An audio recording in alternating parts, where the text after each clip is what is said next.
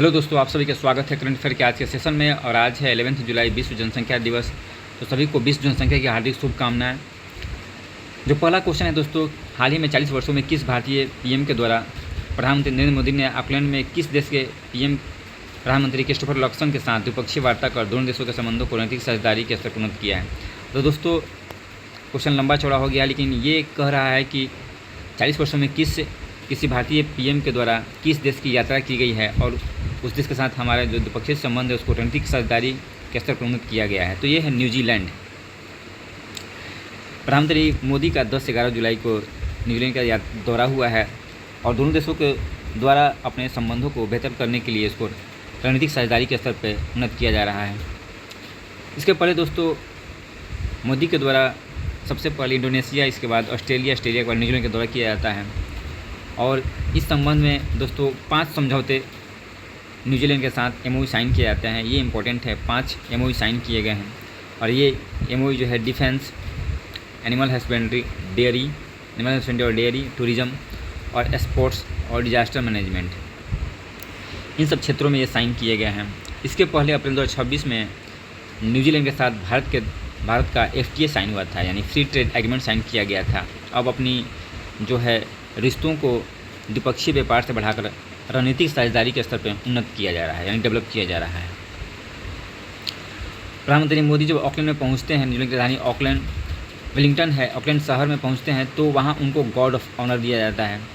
इस संबंध में जो वहां की स्वदेशी संस्कृति है माओरी पोरी, उससे स्वागत किया जाता है। पारंपरिक एक स्वदेशी संस्कृति है उनका। साथ ही साथ है ऑकलैंड के जो स्काई टावर है उसको विशेष रूप से रोशनी से रोशन किया जाता है। ये सब चीज़ें वहाँ पे द्विपक्षीय संबंधों को मजबूत करने के लिए किया गया। अगला है दोस्तों, हाल ही में विदेश मंत्री डॉक्टर एस जयशंकर ने किस खाड़ी देश की आधिकारिक यात्रा के दौरान वहाँ के नेतृत्व के साथ दोनों देशों की द्विपक्षीय रणनीतिक साझेदारी की व्यापक समीक्षा की है। तो दोस्तों जो हमारे फॉरेन मिनिस्टर हैं एस जयशंकर, उनकी खाड़ी देशों की यात्रा की गई और इस संबंध में अंतिम यात्रा दोस्तों ओमान के साथ हुई है। और ओमान के साथ हमारी रणनीतिक साझेदारी पार्टनरशिप पे उसकी व्यापक समीक्षा की गई है। तो पहले दोस्तों देख लेते हैं फिजिकल मैप द्वारा। सबसे पहले जो दौरा किया गया था वो कतर का। सबसे पहले कतर गए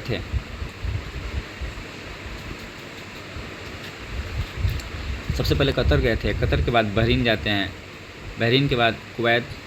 ये सब खाड़ी के देश हैं और एनर्जी रिच कंट्री हैं। इसके बाद लास्ट में ओमान की राजधानी मस्कट। ये दोस्तों फारस की खाड़ी है और ये फारस की खाड़ी पे ईरान और USA के कारण जो टेंशन है ये बढ़ा हुआ है। ये फारस और ये ओमान से लगता है ओमान की खाड़ी, इसको कनेक्ट करता है ये हॉर्मुज जल संधि। ये चोक पॉइंट है, एनर्जी का चोक पॉइंट। तो दोस्तों मस्कट में दोनों देशों के द्वारा अपने रणनीतिक साझेदारी की व्यापक समीक्षा की गई है, बस यही है। और साथ ही साथ जो सामरिक महत्व के दुकम बंदरगाह, पोर्ट ऑफ दुकम, उसको दोस्तों मजबूत करने पे बल दिया गया है। किस तरह से बंदरगाह का जो है समुद्री डोमेन में, मैरीटाइम डोमेन में इसका जो है स्ट्रेटेजिक इम्पोर्टेंस है। साथ ही साथ हरित हाइड्रोजन, जो ग्रीन हाइड्रोजन है, स्वच्छ परियोजनाओं की भी उस पर भी महत्वपूर्ण चर्चा की गई है। दोस्तों ओमान के साथ हमारा द्विपक्षीय सैन्य अभ्यास भी होता है। थल सेना का अल नजाह नाम से, वायुसेना का ईस्टर्न ब्रिज नाम से और नौसेना का नसीम अल बहर। ये ज़्यादा इंपॉर्टेंट है, नौसेना वाला, नेवी वाला नसीम अल बहर। ये ओमान के साथ में हमारा जो है द्विपक्षीय नेवी का एक्सरसाइज है। अगला है, हाल ही में कौन सा भारतीय मिशन 93.595 करोड़ से अधिक स्वास्थ्य खातों के सृजन के साथ दुनिया के सबसे बड़े डिजिटल स्वास्थ्य इकोसिस्टम के रूप में बनकर उभरा है। तो दोस्तों यह है आयुष्मान भारत डिजिटल मिशन 2021 में शुरू किया गया था और इसमें अब 93.95 यानी 94 करोड़ से अधिक जो है स्वास्थ्य ID कार्ड जनरेट किया गया है, जिसको आभा कहते हैं। ये 14 अंकों का होता है। ये हेल्थ ID कार्ड होता है और ये दोस्तों जो इसके लाभार्थी हैं उनके मोबाइल से कनेक्ट होता है। एक तरह से देखा जाए तो ये दोस्तों हर एक जो लाभार्थियों का एक ID होता है और उसमें जितनी भी जांच और प्रिकॉशन वगैरह जो भी इनकी दवाएं चल रही हैं उन सब चीज़ का जिक्र किया जाता है, जिससे किसी भी डॉक्टर को चेक करने और देखने में आसानी होती है। उसका पूरा जो हेल्थ ID देख सकता है। अगला है 11 जुलाई 2026 को मनाए गए विश्व जनसंख्या दिवस का मुख्य विषय क्या रखा गया है। तो दोस्तों ये रखा गया है विश्व की युवाओं का सशक्तिकरण सतत विकास वर्तमान में और फ्यूचर में। आज 11 जुलाई है और विश्व जनसंख्या दिवस 11 जुलाई को मनाया जाता है और इसका जो थीम रखा गया है realising the hopes aspiration of young people today and future, ये इसका थीम है।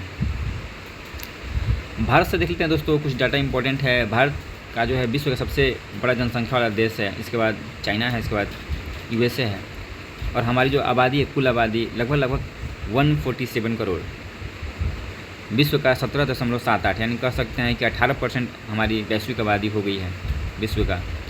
और हमारी लगभग 37.6% आबादी शहरों में निवास करती है यानी अर्बन एरिया में रहती है। और कुल प्रजनन दर टोटल फर्टिलिटी रेट अभी जो है 1.9 के स्तर पर आ चुकी है। जो हमारा रिप्लेसमेंट लेवल है उससे 2.1 से ये नीचे आ गई है। तो जनसंख्या पे थोड़ा सा नियंत्रण हो रहा है और जो हमारा जनसंख्या घनत्व है वो बढ़ गया है 497 प्रति व्यक्ति वर्ग किलोमीटर, ये जनसंख्या घनत्व हुआ है। एसडीजी देख लेते हैं दोस्तों। एसडीजी जो 1 है वो गरीबी और वुमेनल जो है पॉवर्टी एलिवेशन से है। SDG 3 good health, SDG 4 quality education और एसडीजी 5 जो है जेंडर इक्वलिटी यानी लैंगिक समानता से जुड़ा हुआ है। ये एसडीजी पूछा सकता है एग्जाम में।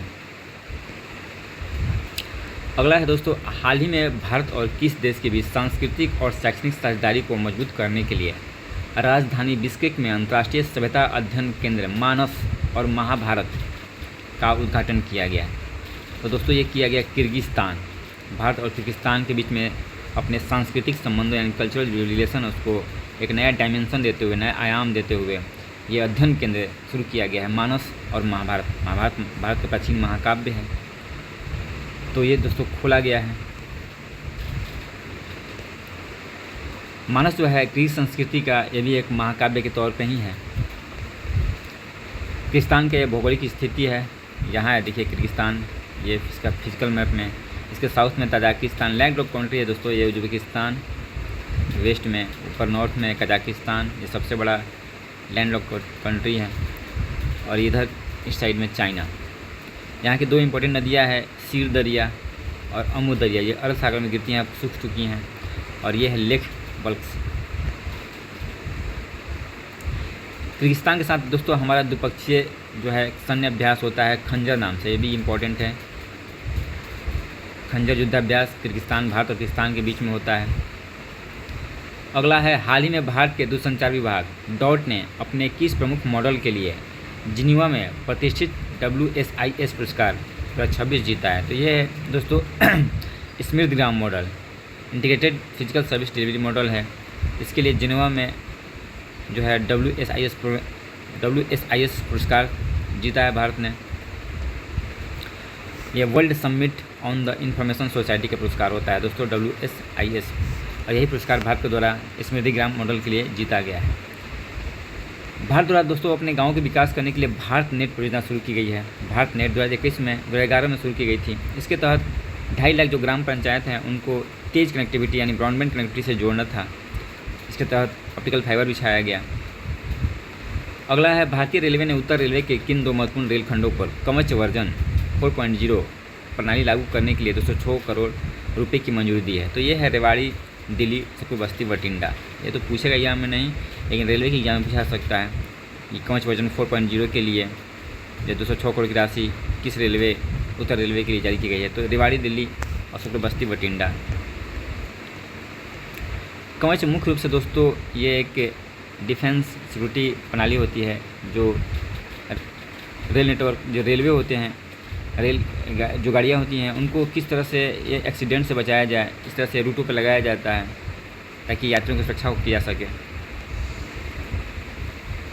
अगला है, हाल ही में किस पूर्व भारतीय कप्तान को उनके 54वें जन्मदिन के अवसर पर प्रतिष्ठित ICC हॉल ऑफ फेम में शामिल किया गया है। तो ये दोस्तों हैं सौरभ गांगुली और ये 12वें क्रिकेटर बन चुके हैं। अब तक 11 लोगों को हॉल ऑफ फेम में शामिल किया गया है। अब 12वें क्रिकेटर सौरभ गांगुली बन चुके हैं, इनको ICC हॉल ऑफ फेम। ये बहुत इंपॉर्टेंट क्वेश्चन है, PBI है।